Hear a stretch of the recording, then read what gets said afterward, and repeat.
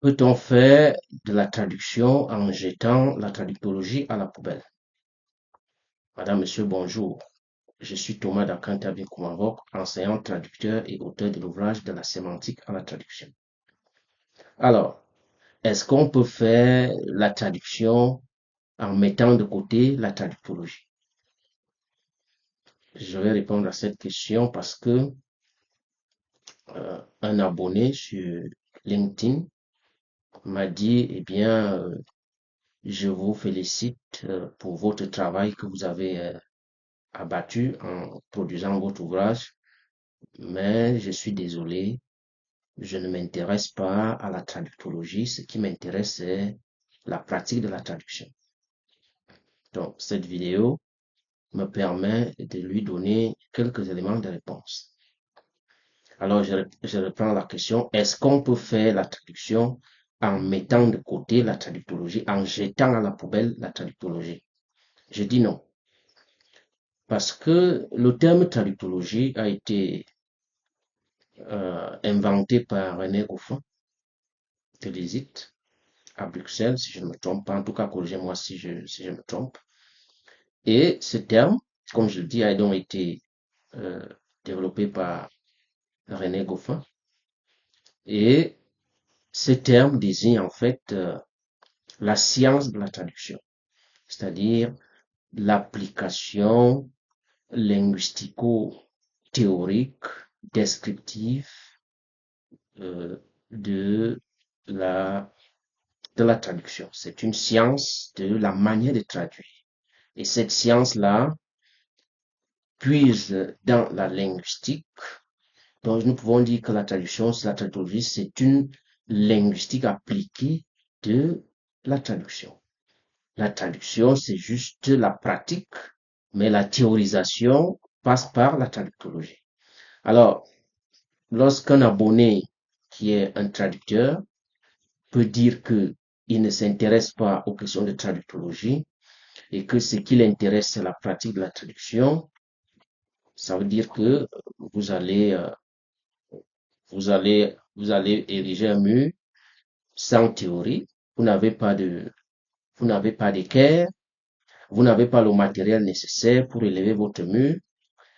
Vous travaillez uniquement avec votre ciment et votre gravier et vos fers et vous érigez le mur. Tant mieux. Ça veut dire que vous n'avez pas des outils pour des mesures. Tant mieux si vous réussissez à ériger votre mur. C'est toujours possible.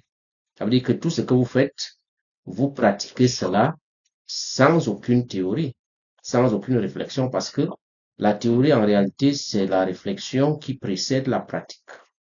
Et si vous voulez donc pratiquer sans réflexion, c'est une bonne chose. Sauf que un jour, ça va vous conduire à un échec sans précédent. Donc, la traductologie, c'est une obligation lorsqu'on parle de traduction, parce que la traductologie vous apprend, elle vous guide dans le processus de traduction, dans les choix traductionnels, elle décrit la traduction, elle vous oriente par rapport à certains problèmes traductologiques, et c'est ça qui fait de vous un traducteur.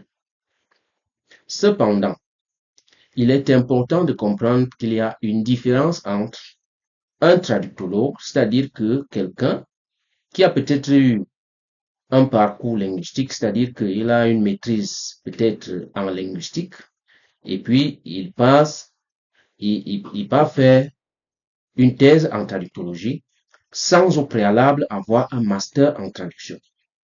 Alors, vous pouvez être traductologue, c'est-à-dire que vous avez un PhD en traductologie, mais vous n'êtes pas traducteur et cela ne vous donne pas les ingrédients nécessaires pour traduire.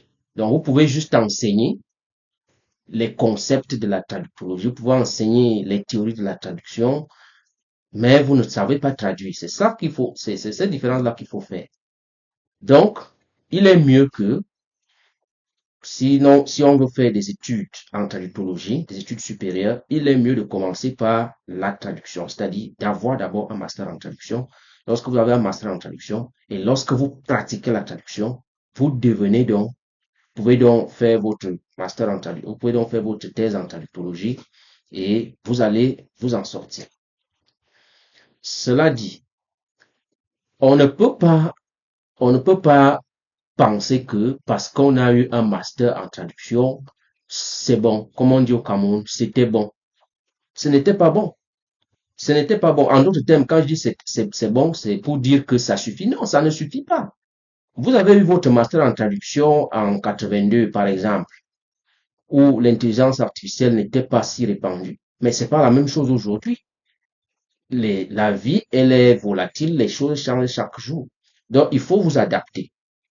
C'est pour dire que avoir eu un diplôme comme un diplôme de traducteur et pratiquer la traduction en faisant abstraction des recherches en traductologie, c'est une erreur professionnelle parce que tant qu'on veut enseigner, parce que le traducteur, c'est un enseignant aussi dans la mesure où le texte qu'il traduit va servir à un public qui ne connaissait rien de la discipline et du domaine dont on parle et qui doit apprendre à travers la traduction. Donc, si vous voulez être un enseignant qui n'apprend plus, autant mieux vous pliez vos bagages et vous mettez un terme à ce voyage parce que c'est un voyage. La traduction, c'est un voyage.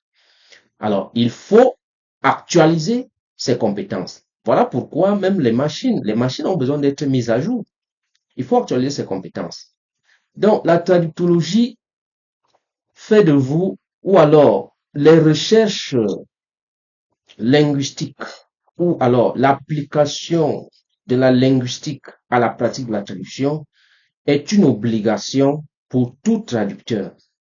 Que vous soyez professeur agrégé, que vous soyez détenteur d'un master, que vous soyez un pratiquant de traduction qui a 50 ans d'expérience, vous avez besoin, et c'est une obligation, de renouveler, de mettre à jour vos compétences.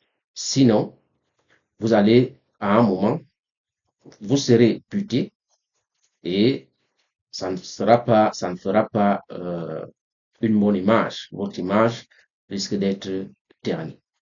En fait, ce qu'il faut comprendre, c'est que la traductologie vous permet d'être un expert en langue, c'est-à-dire un puriste.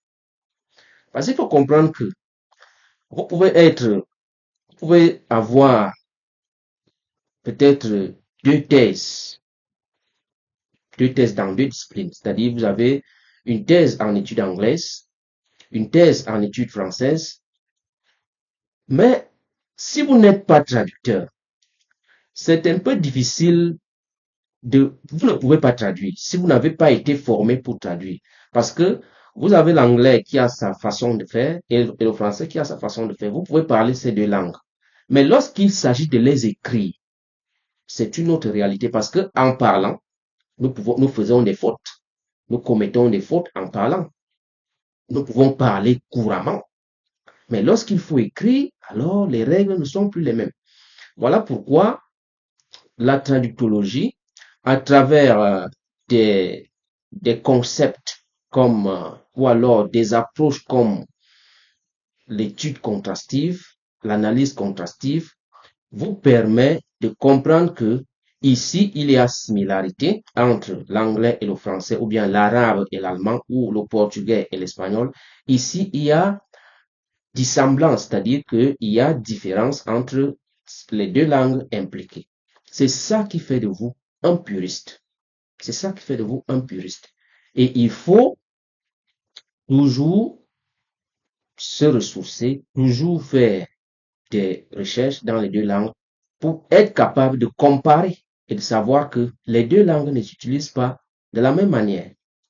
Vous allez voir, il y a une tendance au Cameroun où les gens utilisent le verbe anglais to address comme adresser, c'est-à-dire que quand on dit we have addressed this issue, le Camerounais, comme il entend l'anglais dire we have addressed this issue, le Camerounais va dire nous avons adressé ce problème. Et ils traduisent adresse, donc adresse pour certains Camerounais signifie adresser. C'est ce que les gens disent. Alors que quand on dit we have addressed this issue, Ça peut être, nous avons résolu ce problème. Ça peut être, nous avons abordé ce problème en fonction du contexte. Et ce n'est que la traductologie, c'est-à-dire les études théoriques de la traduction qui vous permettent de comprendre qu'il y a des différences au niveau de la formulation de certains messages. Vous allez voir des verbes comme, lorsqu'on dit en français, vous allez voir des verbes comme pallier, des gens qui vous disent pallier à, nous avons pallié à ce problème. Alors que pallier, c'est un verbe transitif direct qui n'a pas besoin d'une préposition. On dit nous avons pallié ce problème. Vous allez voir des gens qui vous disent, comme on dit en anglais, I remember. Donc il va dire, I remember this issue, il va dire, I remember this question, il va dire, je me rappelle de cette question. Non, c'est faux. C'est faux. En tout cas, corrigez-moi si j'ai tort. Le verbe se rappeler est transitif direct. On se rappelle quelque chose. Donc, on peut pas dire ce problème, on ne peut pas dire je me rappelle de ce problème. On va dire je me rappelle ce problème que je me rappelle. Si vous voulez utiliser de, vous utilisez ce souvenir. Je me souviens de ce problème. Je me souviens de ce qui s'est passé. Mais on dit je me rappelle ce qui s'est passé. Donc, il faut comprendre que la traductologie, c'est la science de la traduction et la théorie précède la pratique. En tout cas, théorie et pratique collaborent. Vous ne pouvez pas pratiquer sans théorie et vous ne pouvez pas théoriser sans pratique. Donc, à cet abonné qui me disait qu'il ne s'intéresse pas aux questions traductologiques, que ce qui l'intéresse, c'est la pratique, tant mieux si dans sa pratique, il connaît tout et que sa méthode est parfaite. Ce que je sais, c'est que on adapte la méthode en fonction du contexte, en fonction des réalités de l'heure.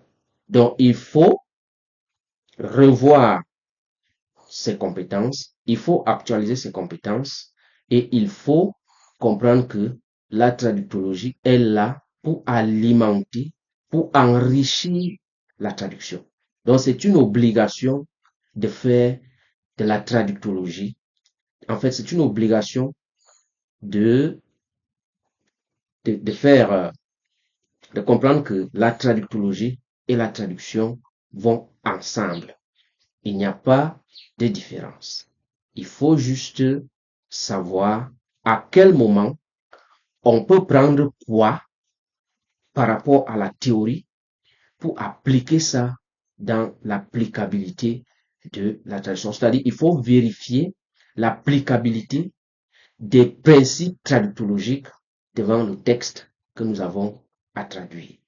C'est ce que nous pouvons dire concernant pour répondre à cet abonné. Je vous invite à vous abonner à cette chaîne et à laisser votre avis en commentaire.